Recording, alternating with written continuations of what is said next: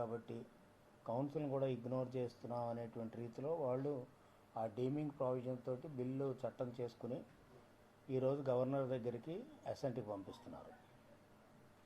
అంటే ఇది కూడా గవర్నర్ గారు పరిశీలించవలసినటువంటి అవసరం ఉంది చాలా డీటెయిల్డ్గా. ఆ రోజున కౌన్సిల్లో ఎందుకు రిజెక్ట్ చేశాము, ఎందుకు దీన్ని సెలెక్ట్ కమిటీకి పంపించాము అనేటువంటిది కూడా గవర్నర్ గారు ఆలోచించాలి.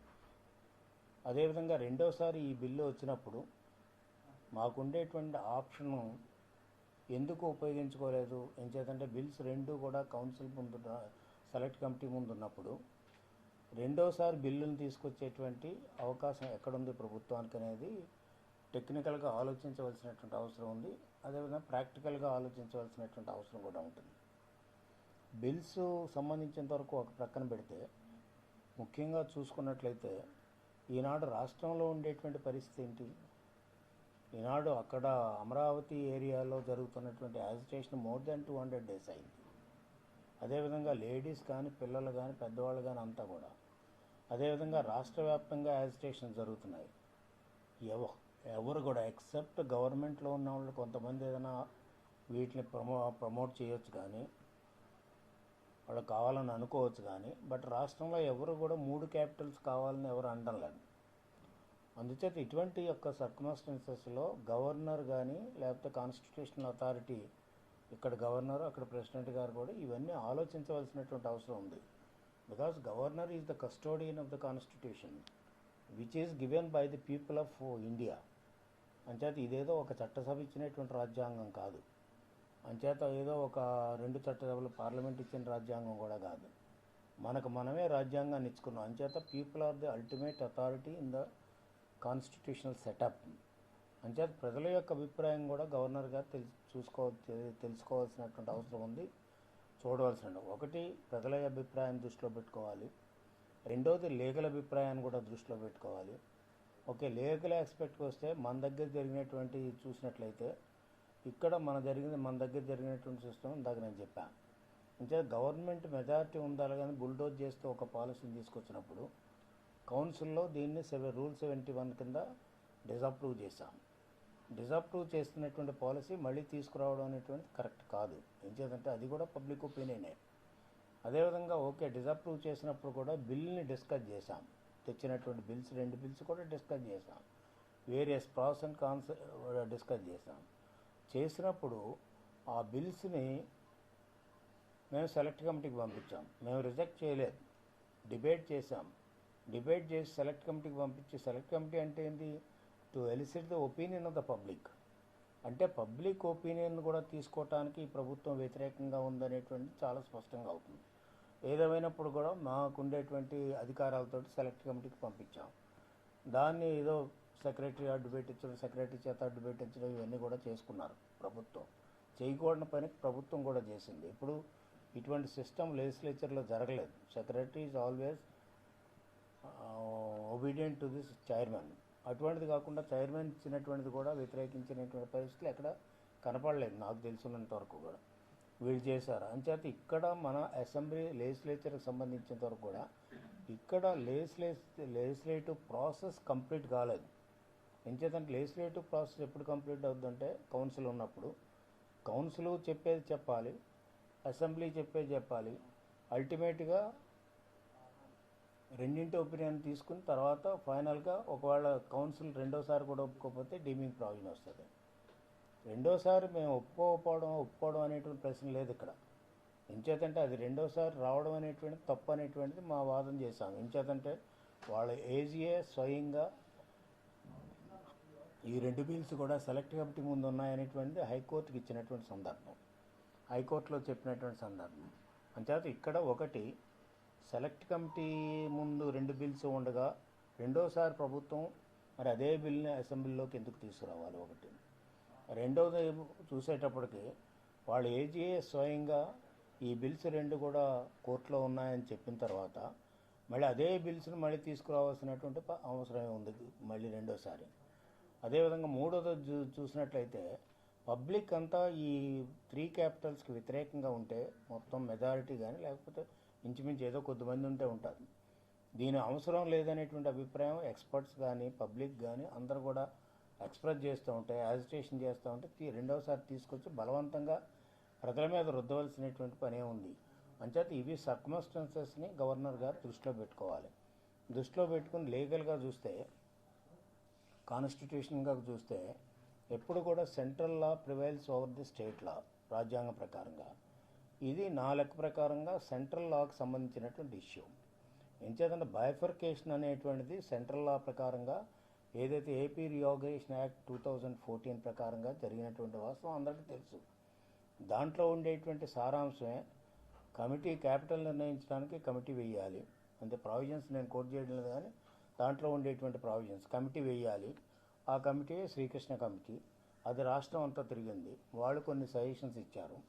అదేవిధంగా సజెషన్స్ ఇస్తారు, వాళ్ళు కమిటీ వేస్తాము, కమిటీ వేశారు. దేని బేస్ చేశారు?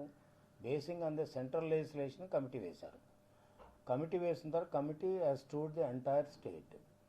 చేసిన తర్వాత వాళ్ళు రికమెండేషన్స్ ఇచ్చారు. ఆ రికమెండేషన్లో ఒక రికమెండేషన్ ఆనాటి గవర్నమెంట్ దాన్ని అమరావతి క్యాపిటల్ను అప్రూవ్ చేసింది. చేసిన తర్వాత దిస్ ఇస్ సిస్టమ్. అప్పుడు స్టేట్ గవర్నమెంట్ దాన్ని వయలేట్ చేస్తూ ఏదైనా లా తీసుకురావాలనుకున్నప్పుడు, లేకపోతే దాన్ని కాంట్రాడిక్ట్ చేస్తూ లా తీసుకురావాలనుకున్నప్పుడు, అంటే వీళ్ళు ఇంకో క్యాపిటల్ పెట్టాలనుకున్నప్పుడు దాంట్లో స్పష్టంగా చెప్పారు ఏ క్యాపిటల్ని. ఏ క్యాపిటల్ అన్నప్పుడు క్యాపిటల్స్ అనేటువంటి పదం ప్లూరల్ రావాలంటే మళ్ళీ పార్లమెంట్లో చట్టం చేయవలసినటువంటి అవసరం ఉంది. అంచేత పార్లమెంట్ చట్టమే పార్లమెంటే అమెండ్ చేయగలదు, కానీ రాష్ట్ర ప్రభుత్వం అమెండ్ చేయలేదు అనేటిది నెంబర్ 1. నెంబర్ 2 వచ్చేటప్పటికి వాళ్ళు చూస్తే ఈనాడు అది సెంట్రల్ లా. అంచేత వీళ్ళు ఒకవేళ ఏదైనా కన్కరెంట్ లిస్ట్లో ఉన్నా లేకపోతే సెంట్రల్ పరిధిలో ఉన్నప్పటికీ కూడా వీళ్ళు ఏదైనా చట్టం తీసుకురావాలనుకుంటే prior permission of the government of India తీసుకోవాలి జనరల్గా. వీళ్ళు అది కూడా తీసుకోలేదు, అక్కడ కూడా వయలేషనే. ఒకవేళ లేదు వీళ్ళు చట్టం తీసుకొచ్చారు, మాకు పవర్ ఉంది, అసెంబ్లీ కౌన్సిల్ మేము పాస్ చేసుకుంటామనే లైన్లో తీసుకొస్తే ఇక్కడ కాంట్రవర్సీలో పడిన తర్వాత ఈరోజు ఉన్నటువంటి పరిస్థితి చూస్తే దీన్ని అందుకని ముందు కూడా చెప్పాను నేను. ఎంచేతంటే గవర్నర్ అసెంట్కి వెళ్ళినప్పుడు, అంటే ఇప్పుడు లేట్ అయిందా, దాదాపు 7 నెలలు అయిపోయినట్టుంది. 7 నెలల తర్వాత గవర్నర్ అసెంట్కి పంపిస్తామన్నారు. ఇప్పుడు సెకండ్ టైం పాస్ చేసుకున్న తర్వాత కౌన్సిల్ దీని గురించి పాస్ చేసినా చేయకపోయినప్పుడు కూడా మేము చేసుకుంటామనే రీతిలో జీవోలు ఇష్యూ చేసి అదేవిధంగా యాక్ట్ అయిపోయింది అనేటువంటి గవర్నర్కి పంపిస్తున్నారు. గవర్నర్ యొక్క పరిస్థితి ఏంటి? గవర్నర్ దీన్ని లీగల్గా ఎగ్జామిన్ చేయవలసినటువంటి అవసరం ఉంటుంది. నాట్ ఓన్లీ లీగల్, కాన్స్టిట్యూషనల్గా ఎగ్జామిన్ చేయవలసిన అవసరం ఉంటుంది. సెంట్రల్ లాలో ఉండేటువంటి పార్ట్స్ స్టేట్ లా ఎట్లాగా ఓవర్కమ్ అవుతుంది అనేది బేసిక్ పాయింట్. సెంట్రల్ లాలో ఒకలాగుంటే వీళ్ళు స్టేట్ ఇంకో దాని కాంట్రడిక్షన్గా తీసుకొస్తే అది ఇక్కడ చట్టం ఎట్లా అవుతుంది అనేటువంటి రెండో పాయింట్. అంచేత ఈ లీగల్ ఇష్యూ, కాన్స్టిట్యూషనల్ ఇష్యూస్ దీంట్లో ఇన్వాల్వ్ అయ్యి ఉన్నాయి. అంచేత దీన్ని గవర్నర్ గారికి మేము ఎందుకు లెటర్ రాసామంటే గవర్నర్ గారి పరిధిలోకి వెళుతుంది కాబట్టి, ఇది గవర్నర్ గారి పరిధిలోకి వెళ్ళినప్పుడు ఇది కాన్స్టిట్యూషనల్ ప్రావిజన్స్ ఈ విధంగా ఉన్నాయి. అదేవిధంగా ఈ విధంగా సెంట్రల్ లాకి సంబంధించిన తర్వాతే rest of the process has taken, అంటే in consonance with the central law మిగతా ప్రాసెస్ అంతా ఇక్కడ నడిచింది. క్యాపిటల్ నిర్ణయించడం కానీ అంతా కూడా ఆ గవర్నమెంట్ చేసింది. అంచేత సెంట్రల్ లా ఇన్వాల్వ్ అయ్యి ఉంది ఇక్కడ దీంట్లో. ఈ యొక్క ఇష్యూలో ఇది క్రిటికల్ ఇష్యూ, కాంట్రవర్షియల్ ఇష్యూ కూడా. దీంట్లో సెంట్రల్ లా ఇన్వాల్వ్ అయ్యి ఉంది కాబట్టి, రీఆర్గనైజేషన్ యాక్ట్ దాని ప్రకారంగా జరిగింది కాబట్టి, అంచేత గవర్నర్ గారిని కోరింది ఏంటంటే మీరు దీన్ని ప్రెసిడెంట్ యొక్క అసెంట్కి పంపించండి అని కోరాం. అంచేత ఎందుచేత కోరామంటే ఏపీ రీఆర్గనైజేషన్ యాక్ట్ పార్లమెంట్లో పాస్ అయిన తర్వాత ప్రెసిడెంట్ అసెంట్కి వెళ్ళింది. అలా చట్టం బేస్ చేసుకునే మనం ఈ అంతా కూడా మనం నడిపాం, క్యాపిటల్ నిర్ణయించడం ఇదంతా కూడా. అంచేత మళ్ళీ ముందుకు రావాలంటే మళ్ళీ ప్రెసిడెంట్ అసెంట్ కావాలి. వీటికన్నింటికి కూడా ప్రెసిడెంట్ అసెంట్ కావాలంటే మళ్ళీ గవర్నమెంట్ ఆఫ్ ఇండియాకి ద్వారానే వెళ్ళాలి, ప్రెసిడెంట్ డైరెక్ట్గా కాకుండా. అంచేత గవర్నమెంట్ ఆఫ్ ఇండియాకి ఏ విధంగా వెళ్ళాలనేది ఆయన గవర్నర్ గారు ఆలోచించుకోవడం. బట్ రాజ్యాంగంలో ఉండే ప్రావిజన్ ఏంటంటే గవర్నర్ సోమోటో కూడా తన ప్రెసిడెంట్ అసెంట్కి పంపించడానికి అవకాశం ఉంది. లేదు ఒకవేళ ఆయన దృష్టిలో కానీ ఇది ప్రెసిడెంట్ అసెంట్ అవసరం అనుకుంటే ప్రెసిడెంట్ గారికి అసెంట్ గురించి పంపించడానికి అవకాశం ఉంది. అంచేత మా రిక్వెస్ట్ గవర్నర్ గారికి ఏంటంటే ఇది తప్పకుండా అటార్నీ జనరల్ ఒపీనియన్ తీసుకోమన్నాం. ఒకటి నెంబర్ 1. ఎందుకు అటార్నీ జనరల్ ఒపీనియన్ తీసుకోమన్నామంటే ఇది ఇక్కడ ఉండేటువంటి లీగల్ లుమినరీస్ అంతా కూడా ఏజీ కానీ మిగతా వాళ్ళందరూ కూడా వాళ్ళు ఏ విధమైనటువంటి సలహా ఇస్తున్నారో మాకు ఆ సలహాలు మా చేతుల్లో లేవు, మాకు అర్థం కావడమే. కాకపోతే ఆ సలహాలు బేస్ చేసుకుని ప్రభుత్వం నిర్ణయాలు తీసుకుంటుందా, లేకపోతే వాళ్ళు ఇచ్చేటువంటి సలహాలన్నీ పక్కన పెట్టి ప్రభుత్వం నిర్ణయం తీసుకుంటుందా అని ఆలోచించినప్పుడు ఏ విధంగా తీసుకున్నప్పుడు కూడా ప్రభుత్వం తీసుకునేటువంటి నిర్ణయాలన్నీ కూడా అన్కాన్స్టిట్యూషనల్, అన్లాఫుల్ అనేటువంటి స్పష్టంగా కనపడుతుంది. అందుకనే కోర్టులకు ప్రతి కేసు కూడా 60 పైన కేసులు కోర్టుకు వెళ్ళాయి. అన్ని కేసుల్లో కూడా కోర్టు ముట్టికాయలు వేశారు ప్రభుత్వానికి. ఎందుకు? చట్టరీత్యా. అదేవిధంగా రమేష్ కుమార్ ఇప్పుడు ఎలక్షన్ కమిషన్ది కూడా అదే కేసు ఇంచుమించు. అంచేత ఈ విధంగా నడుస్తున్నప్పుడు ఒకవేళ స్టేట్కి సంబంధించినటువంటి ఎవరైతే లీగల్ అడ్వైజర్స్ ఉన్నారో ప్రభుత్వానికి ఇచ్చేటువంటి ఏజీ కానీ ఇటువంటి వాళ్ళు ఉన్నారో వాళ్ళ అడ్వైజ్ కానీ తీసుకుంటే మళ్ళీ అదే పరిస్థితి వస్తుందేమో అనేటువంటి అనుమానం మాకు. అందుకనే attorney general is the senior lawyer in the supreme court. Attorney general is appointed by the government of India. అంచేత ఆయన ఇంపార్షియల్గా అడ్వైజ్ ఇవ్వడానికి అవకాశంగా ఉంది. అదేవిధంగా వాడు ఏ విధమైనటువంటి ఇండిపెండెంట్గా ఇవ్వడానికి అవకాశం ఉంటుంది అటార్నీ జనరల్ ఎప్పుడు కూడా. అంచేత అటార్నీ జనరల్ అభిప్రాయం తీసుకుని గవర్నర్ను ముందుకెళ్ళమన్నాం. అది నెంబర్ 1. నెంబర్ 2, గవర్నర్ కూడా ఆయన కూడా ఎక్స్పీరియన్స్డ్ పర్సన్, పొలిటికల్గా కూడా చాలా ఎక్స్పీరియన్స్ ఉన్న అతనే. అంచేత గవర్నర్ గారు కూడా ఇంత కాంట్రవర్షియల్ బిల్స్ ఇవి డిసైడ్ చేసుకునే కంటే అదేవిధంగా ప్రెసిడెంట్ ఆఫ్ ఇండియా అసెంట్కి పంపించినట్లయితే బాగుంటుంది అనేటువంటిది రెండో రిక్వెస్ట్ కూడా చేశాం. అంచేత ఇది ప్రెసిడెంట్ ఆఫ్ ఇండియా అసెంట్కి వెళ్లకుండా గవర్నరు దీన్ని ఏ విధంగానూ యాక్ట్ చేయడం కుదరదు. ఒకవేళ యాక్ట్ చేయాలనుకున్నప్పుడు కూడా అది కోర్టుల్లో నిలవదు కూడా. ఇది నా పర్సనల్ అభిప్రాయం. అంచేతంటే మా రిక్వెస్ట్ గవర్నర్ గారు చేసింది నా లెటర్స్లో 2, 1 అటార్నీ జనరల్ ఒపీనియన్ తీసుకోండి, 2 మీరు ఇది ప్రెసిడెంట్ ఆఫ్ ఇండియాకి అసెంట్కి పంపించండి. అదేవిధంగా అప్పుడు ఒకవేళ అవసరం అయితే గవర్నమెంట్ ఆఫ్ ఇండియా కూడా ఇన్వాల్వ్ అవడానికి అవకాశం ఉంది. అంచేత దెర్ ఈజ్ ఎ ప్రావిజన్. ఎప్పుడైతే కాంట్రవర్సీ బిట్వీన్ 2 లాస్ వచ్చిందో, సెంట్రల్ లాకి స్టేట్ లాకి అని, అప్పుడు డిసైడ్ చేయాల్సింది ఎవరు? కాన్స్టిట్యూషనల్ యాక్ట్ ఎవరైతే ఆల్రెడీ కాన్స్టిట్యూషన్లో ఉంది, central law prevails over this state law అని. అంచేత ప్రెసిడెంట్కి వెళ్తే ప్రెసిడెంట్ ఇవన్నీ కూడా ఎగ్జామిన్ చేసిన తర్వాత ప్రెసిడెంట్ గారు నిర్ణయం తీసుకుంటారనే ఉద్దేశంతో మేము పంపించాం. సార్ ఇప్పుడు గవర్నరే రాష్ట్రపతికి పంపాలా, లేకపోతే ప్రభుత్వం ఏమో ఇటు గవర్నర్కి మేమే రాష్ట్రపతికి పంపాలి? ప్రభుత్వానికి సంబంధం లేదు. ఒకసారి చట్టం అయిపోయిన తర్వాత, చట్టం అయిందని వాళ్ళు భావించిన తర్వాత అది గవర్నర్కి అసెంట్కి పంపిస్తున్నారు అనేది నా ఇన్ఫర్మేషన్.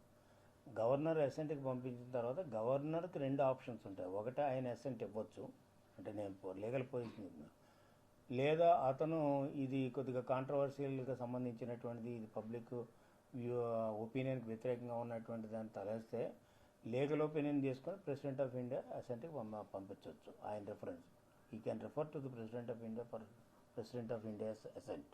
సార్ మీరేమో ఈ విభజన చట్టంలో క్యాపిటల్ అని మాత్రమే పెట్టారు, క్యాపిటల్స్ అన్నది లేదు. ఇప్పుడు 3 రాజధానులు పెట్టాలంటే కంపల్సరీ పునర్విభజన చట్ట సవరణ అవసరం అని మీరు అంటున్నారు.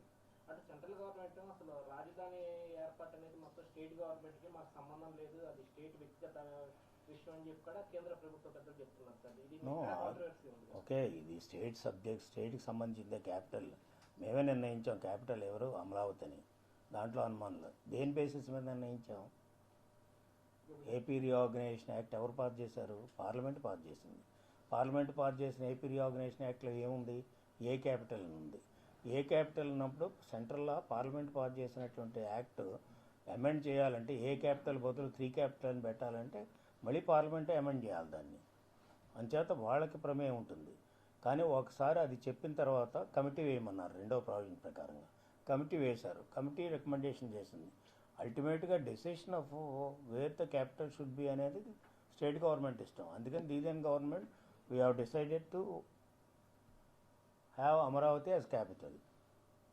2 బిల్స్ గవర్నర్కి వెళ్ళిన విషయంలో నైతికంగా ఆలోచించాల్సిన అవసరం ఉందంటారా, టెక్నికల్గా ఆలోచించాల్సినటువంటి అవసరం ఉందంటారా? ఏది స్ట్రాంగ్గా ఉంది?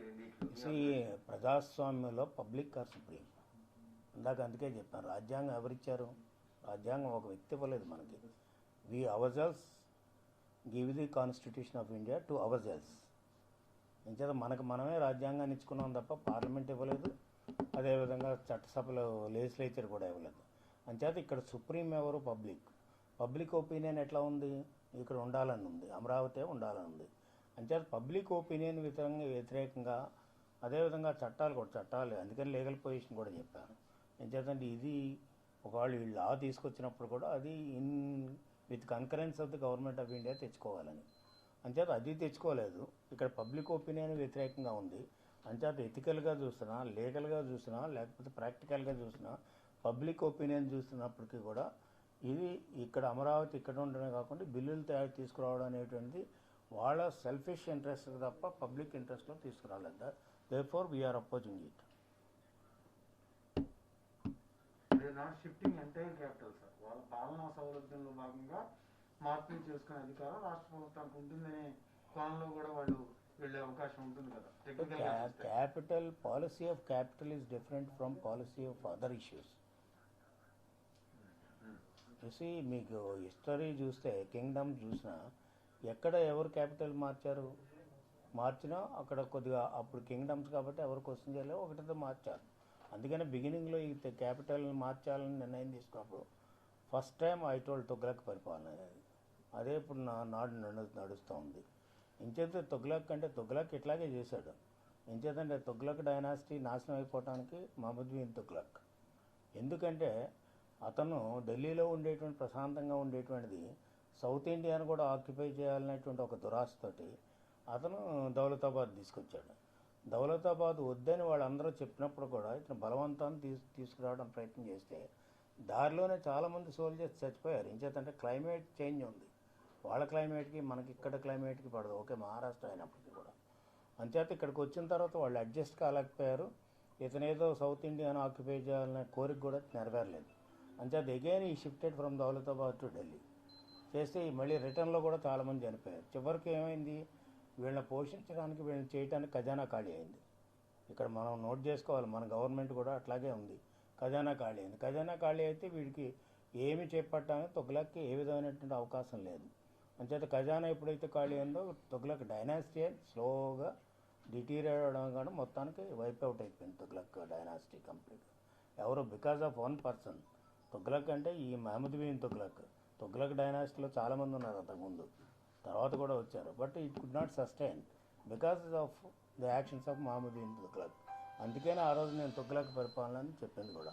అట్లాగే ఇప్పుడు జగన్మోహన్ రెడ్డి కూడా ఇక్కడి నుంచి అక్కడ తీసుకెళ్తాం, లేకపోతే వైజాగ్లో కొనిపెడతాం, లేకపోతే రాజమండ్రిలో కొనిపెడతాం, లేకపోతే ఇంకో చోట కొనిపెడతాం అంటే అసలు what is the convenience for the public? మాండలిక విధానాన్ని ఎందుకు పెట్టాము? విలేజ్ దగ్గరికి పోవాలని పెట్టారు. అంచేత అడ్మినిస్ట్రేషన్ డీసెంట్రలైజ్ కావాలంటే ఇప్పుడు దీంతో గవర్నమెంట్ తోటి ఎవరికి ఎక్కువ, లెజిస్లేచర్ తోటి ఎవరికి ఎక్కువ పరిచయం ఉంటుంది? ఓన్లీ కొంతమందికి పరిచయం ఉంటుంది. అడ్మినిస్ట్రేషన్ అంతా లోకల్ బాడీస్కి ఉంటుంది ఎక్కువ, లోకల్ అడ్మినిస్ట్రేషన్ అంతా. అదేవిధంగా అక్కడ కలెక్టరు, ఎంఆర్ఓ వీళ్ళంతా ఉంటారు. సో వాళ్ళది స్ట్రీమ్ లైన్ చేయడం పోయి అసలు నేను క్యాపిటల్ వెళ్ళి వైజాగ్లో కూర్చుంటాను, లేకపోతే కర్నూలులో కూర్చుంటాను, లేకపోతే కాకినాడలో కూర్చుంటాను, తుళ్ళలో కూర్చుంటానంటే ఇది you are spending public money. అందులోకి నీ కిటీ అసలు బాగోలేదంటున్నావు. కిటీ బాగోలేనప్పుడు ఇవన్నీ తతంగాలందుకు ఇవన్నీ ముందు కిటీ బాగు చేసుకో, కిటీ ఫుల్గా చేసుకుని తర్వాత ఏదైనా చేయడానికి ఏమైనా ముందు వెల్ఫేర్ స్కీమ్స్కి ఈరోజు నేను చెప్పాను మొన్న కూడా 18,000 crores కట్ చేశారు తెలుగుదేశం స్కీమ్స్ అని. ఎందుకు కట్ చేశారు? మీరు 18,000 ఓకే అవి కంటిన్యూ చేయి, నీ కొత్త స్కీములు పెట్టుకోవడానికి డబ్బు లేదంటే పాతవి కట్ చేస్తే కొత్త ఇస్తే మాత్రం సుఖమేముంది? మీరు ఖాళీ చేశారు నువ్వు ఖాళీ చేయడం కాదు, ఖాళీ చేయడం ఖర్చు పెట్టామా లేదా అనేటువంటిది పాయింట్. ఇప్పుడు ఖర్చు పెట్టింది ఓకే, అది సెపరేట్ ఆస్పెక్ట్ అనుకోండి. చెప్తాను మీకు ఎప్పుడైనా వస్తే ఆ ఎకానమీ గురించి చెప్తాను, ఎట్లా ఎవరేజ్ చేస్తారు. రమేష్ కుమార్ నియామకానికి సంబంధించి ఇంకా వివాదం నిన్న కూడా నేను క్లియర్గా నా ట్వీట్లో చెప్పా, governor has no option but to accept Ramesh Kumar to be continued as election commission. ఏం చేత అది అందరూ ఎక్స్పర్ట్స్ చెప్పేదే, ఏం చేత కొత్తగా చెప్పేదేగా. ఏం చేత ఒకసారి హైకోర్టు జడ్జిమెంట్ ఇచ్చిన తర్వాత హైకోర్టు జడ్జిమెంట్ ఏదైతే ఏ రోజునైతే జడ్జిమెంట్ ఇస్తుందో ఆ రోజు నుంచి కంటిన్యూ అవుతున్నట్టే లెక్క. కాకపోతే ఇన్ఫ్రాస్ట్రక్చర్ వీళ్ళు గవర్నమెంట్ ప్రొవైడ్ చేయడంలో వీళ్ళు చేయలేదు కాబట్టి అతను ఊగిసలాడుతూ ఉన్నాడు. అంచేత గవర్నమెంట్ ఎప్పుడు కూడా should accept the decisions of the judiciary. అది హైకోర్టు డెసిషన్ వీళ్ళు చేయలేదు, యాక్సెప్ట్ చేయలేదు. ఓకే 2 నెలల టైం ఉంది అప్పీల్కి అన్నారు. సుప్రీంకోర్టుకి అప్పీల్ చేశారు. సుప్రీంకోర్టులో వాళ్ళు స్టే ఇవ్వలేదు. స్టే ఇవ్వకపోతే what does it mean? High court ఏది ఇచ్చిందో అదే ఇంప్లిమెంట్ చేయాలని అర్థం.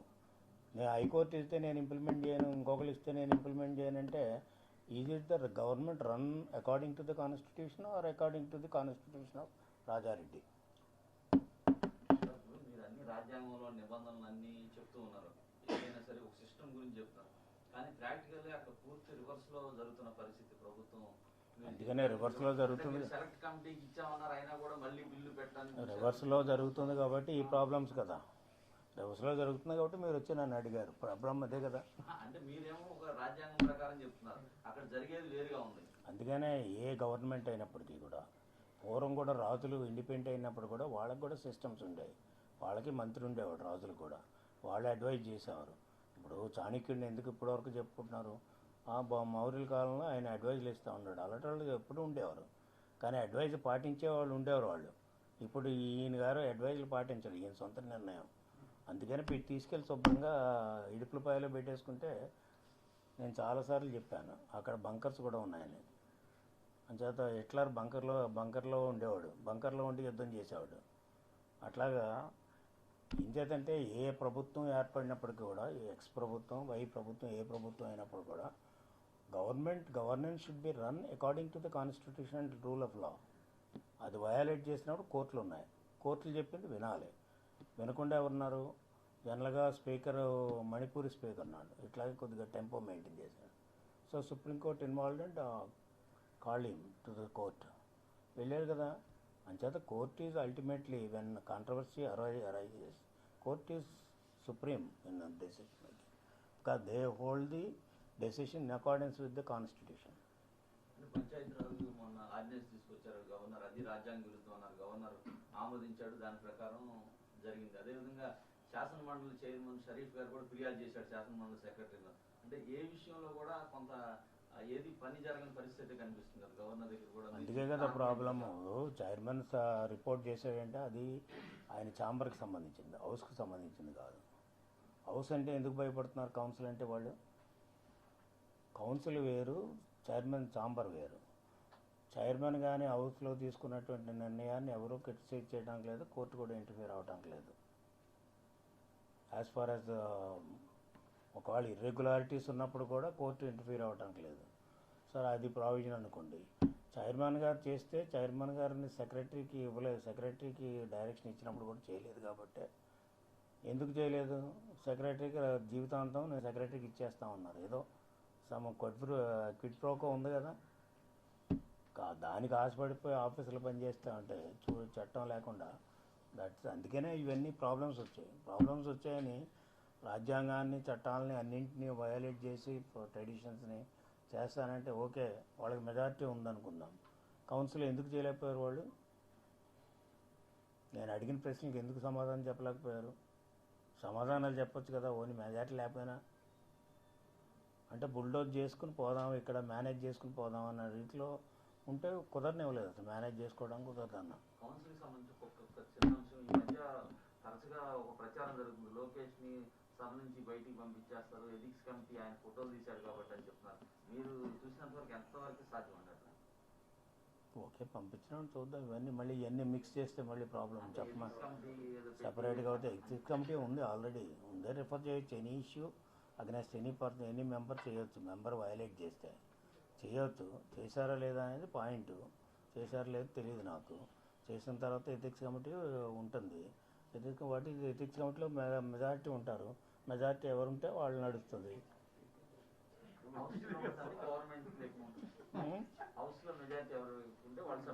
న్యాచురల్ కదా, మాకే మెజారిటీ ఉంటుంది.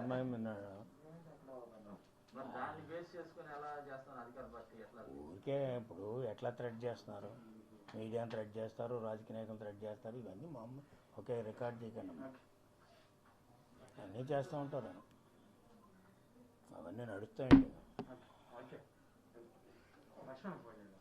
టీ తాగండి. ఇంకేముందమ్మా? పార్టీ ఆఫీసులో ఎవరున్నారు? టీ ఉంటే మన ఇగో ఇది మన లేకపోతే టీం అంత తొందరగా ఓకే భయ్యా. ఓకే అమ్మా ఎంతసేపు చూసినా అదే మాకు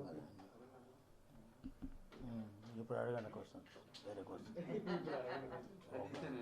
ఒక సబ్జెక్ట్ అంటే ఆ సబ్జెక్ట్ పోవాలి అంతే మీరు మిక్స్ చేశారనుకోండి బాగా అనిపిస్తుంది సార్ అర్థం కావట్లేదు.